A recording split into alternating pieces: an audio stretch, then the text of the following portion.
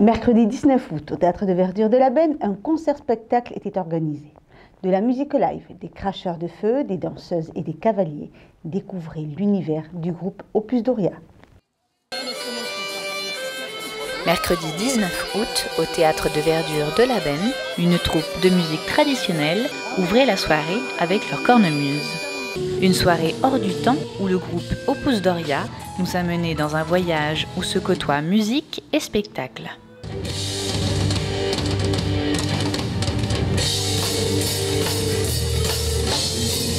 On a eu l'idée, pour imager un peu plus la musique, de la mettre en scène avec un visuel de spectacle.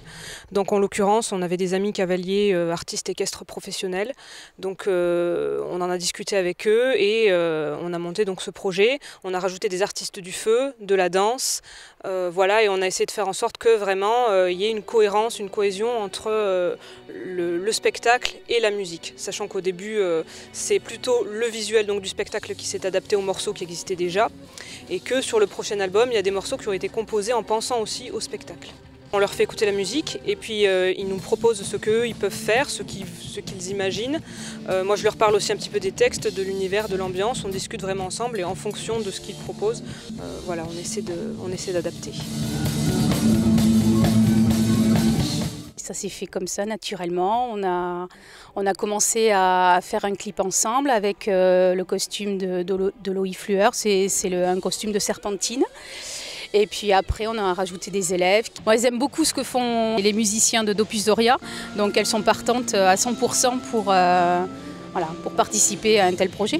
On est en symbiose avec tous les corps de métier, on va dire, entre les chevaux, le feu, la musique et la danse. Voilà, on essaie qu'il y ait une cohésion dans ce spectacle.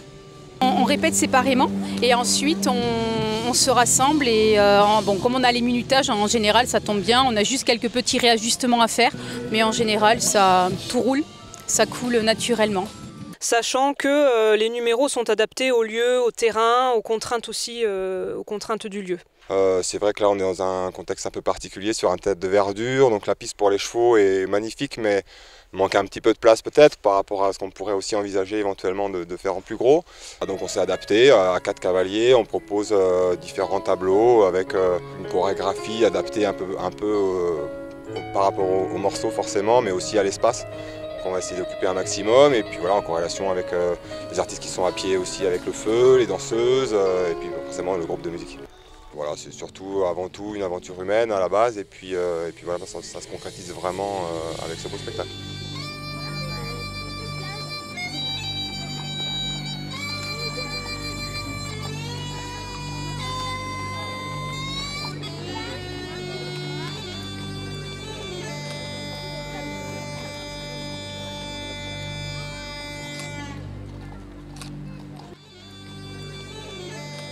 Jeux de lumière et poésie, la magie opère, le public est charmé, le 3e album promet encore un beau spectacle.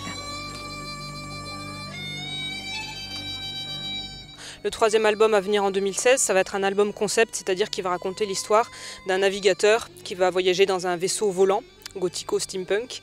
Et donc il y aura un lien entre tous les morceaux de l'album et des ambiances différentes, espagnoles, orientales, pirates, folk, celtiques, pour pouvoir associer des tableaux équestres de feu et de danse ou d'acrobatie à la musique. Le 3e opus à venir en 2016.